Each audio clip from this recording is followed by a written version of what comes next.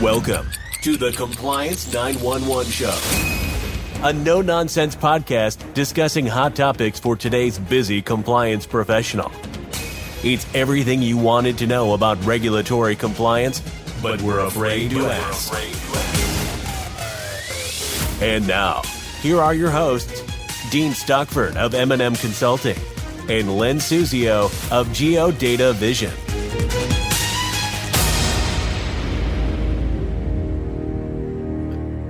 Welcome to our podcast series, everything you wanted to know about regulatory compliance, but we're afraid to ask. Okay, Len, so it's great to see you as always, my friend. What's the topic on today's podcast? Well, Dean, redlining has been a red-hot regulatory compliance topic for the last 3 years. There's been a record number of referrals to the DOJ by the FDIC, the Fed, and the OCC ever since the Justice Department announced its, quote, combating redlining initiative back in 2021. And we've seen some important differences from the historic anti-redlining practices used by regulators and the DOJ since the inception of the initiative. It seems to be a work in progress, so I thought a review of redlining enforcement and the latest developments would be important and timely for our audience to hear today. Excellent topic. Certainly sounds interesting to me, Len, and I'm certain our listeners want to be up to date on the latest regulatory practices regarding redlining and, of course, the initiative that was issued in 21. So please share your observations and insights. Look forward to it. I'll sit back and let you fire away. Okay, well, let's begin with a very quick look back at the history of redlining enforcement. Prior to the Obama administration, redlining enforcement was based on intent as evidenced by loan applications that had been denied. Then, during 2009, regulators announced the concept of a REMA, or reasonably expected market area. This was a necessary precursor to the adoption of an entirely new approach, largely based on statistical analysis rather than specific evidence of denials and discrimination. To conduct a statistical analysis of potential redlining, you would need to define the market in which it may have occurred. So between 2009 and 2021, the regulators hosted webinars in which the key factors used by examiners to delineate a REMA were explained. Those factors included a bank's CRA assessment area, the geographic distribution of the bank's mortgage applications, the location of its branches and loan production offices, the markets covered by any marketing campaigns, etc. Once the REMA was determined, bank's mortgage applications and originations in minority tracts would then be compared to the experience of all other lenders in the REMA, and then a subgroup of, quote, peers, defined as those lenders that process 50 to 200% of the bank being examined activity. In a 2015 article in the Columbia Law School publication, the so-called CLS Blue Sky blog, they noticed the first cases brought about by what the law professors at Columbia called, quote, novel legal theories, end quote, in which they also said signal a major change in the way the law is being interpreted and applied. They were, of course, talking about ECOA and fair housing. That does appear to have been about that time, and I remember the new statistical approach started to take shape.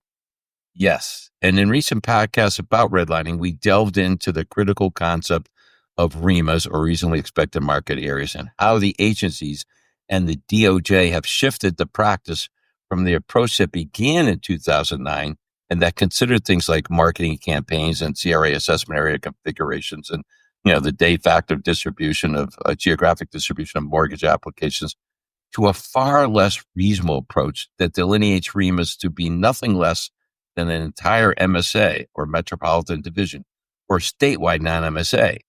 Not only have I discussed this alarming shift in regulatory enforcement, but I've also written and published a number of articles about the negative and unrealistic impact of this approach to REMAs. The latest version of a REMA began in 2022, shortly after the DOJ announced its combating redlining initiative. As I mentioned a few minutes ago, aside from the weaknesses of the new REMA approach, regulators have also used a definition of peers based on all lenders active within a REMA that process anywhere from 50% to 200% of the volume processed by the bank being examined. It hasn't mattered whether peers are banks or mortgage companies or other lenders that operate based on a model that frequently is radically different from the framework within which a bank operates. It now appears, Dean, that regulators may have recognized the inherent weakness in their approach to peer determination. That's what I want to alert our listeners to today. What appears to be an emerging change in the determination of what lenders qualify as, quote, peers for a bank. Yeah, and I have kind of seen this myself, Len, with what we call kind of non-bank lenders, and they do such high volumes. To do a comparison is just, we're seeing the results, and they're as we know, statistically significant variances, and that seems to be coming back to bite folks. But what's the latest development in enforcement of the anti-redlining practices of the regulators? Well, it looks to me like regulators are now considering a new approach to identifying what lenders qualify as peers for a bank under examination. And that could be a big factor, Dean. Well, what's changed? Okay. Well, recently you and I have seen a mutual client that examiners have instructed to adjust their competitor peer market to include only those banks and credit unions that maintain deposit-taking branches in the examined bank's REMAs. Once those institutions are identified, the agency has directed them to filter the list to include only those depository institutions who process 50% to 200% of the mortgage applications processed by the bank being examined. Eliminating mortgage companies and other lenders that may operate under a radically different model than banks would seem to be a much more reasonable definition of peers for a bank. Yeah, I totally agree that it seems to be much more appropriate in the definition of peers. What were the results in the first case in which the new peer definition was applied? Do you remember? Oh yeah, because it's still fresh in my mind. It's still brand new, basically. We're looking at examining the results as even today as you and I speak, and it definitely improved the comparison between the bank's penetration rates in the minority tracks and to minority borrowers. Banks' penetration rates remain the same, of course, because we're not judging anything regarding them. But the new peer market has reduced market penetration rates in the minority tracks and to minority borrowers. So the bank's performance actually looked better. In some markets, it changed a statistically significant result into a result that wasn't statistically significant. Yeah. So it potentially could have a big salutary impact on banks that are being threatened with a referral to the DOJ for redlining. Well, for sure, that is encouraging. Maybe the regulators are getting more realistic. I'm always up in the mountains, Len, and I always say, don't get too far over my skis, but maybe they are. You never know. What do you recommend banks do when they're evaluating their performance for redlining issues in light of this, I'll say, new development, new approach? Mm-hmm. Well, this is, or appears to be at least, an emerging development and not widespread, at least not yet. But I would encourage banks to experiment with this approach when conducting internal redlining analysis. I would especially encourage banks to try this approach if their internal redlining analysis indicates a statistically significant result using the old methodology. Bank may just find that the new, more realistic approach might make a big difference. Once again, this involves collecting data pertaining to banks and credit unions that maintain deposit-taking facilities within a bank's REMA or REMAs.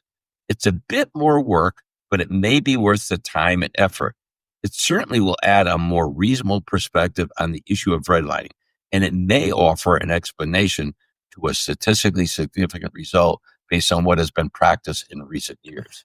My only, I guess, point of confusion, perhaps, and maybe some bankers as well, is when we're talking about REMAs, those don't typically include a branch of the bank.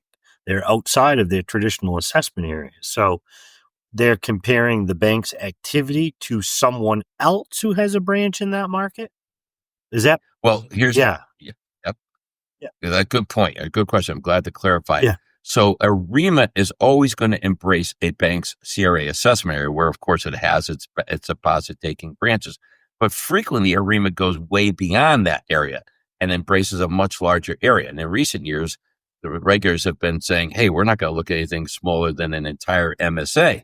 So even though a bank might have a branch or two in a given county in an MSA, it may not have branches everywhere throughout the MSA. So this is one reason why you've got to be careful and understand that a bank will always have at least a deposit-taking branch in any REMA, but it may not reflect the bank's CRA assessment area. So there will always be at least one bank branch in a REMA that's being examined for potential redlining purposes. And that's the basis for this. It might be one branch. I know I looked at the Los Angeles the Los Angeles MSA back a couple of years ago and identified about a half a dozen, quote, large banks, meaning banks over $2 billion in assets, who maintained only 3 or fewer branches in LA County. And LA County, by the way, is only part of the LA MSA because Orange County is included in that. So LA County and Orange County combined are like about 3,300 or so census tracts. The bank with only 3 branches in that MSA is at a competitive disadvantage. But under the new regulation, at least their peers will be limited to other banks and credit unions that maintain depository facilities. All the non-bank lenders and non-credit union lenders, the mortgage companies will be eliminated from consideration, and also any banks or credit unions that did activity in the market but did not maintain branches. It's not perfect. It's not perfect by any means, but it's a better, more realistic approach.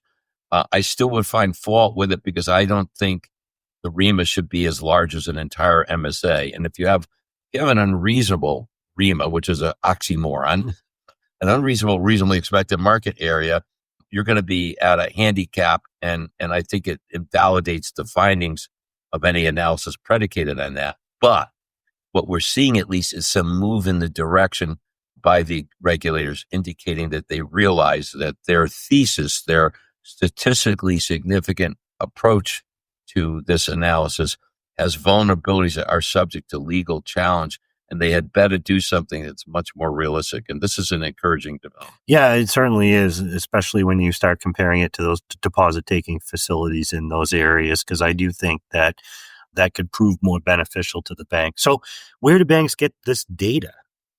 Well, of course, they could go to the FDIC website and get the locations of all branches of any banks anywhere in the country. And the NCUA also has a branch database as well.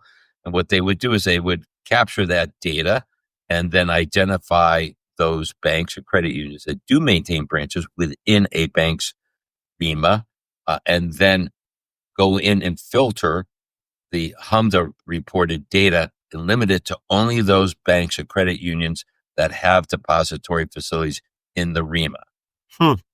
Well, with the aggressive enforcement of redlining these past 3 years, or maybe even a little bit more, there certainly has been a record number of referrals to the GA, to the Department of Justice, but banks could use all the relief they could get. I'm certain many of today's listeners will find this podcast to be enlightening, of course, and of course very helpful at the same time, because it does provide them another avenue of testing. Who knows? Maybe may help a bank avoid a potential referral to the Department of Justice, which is what we always would love. But this has been really, really good today, Len, and I'm glad that you brought this topic to our discussion.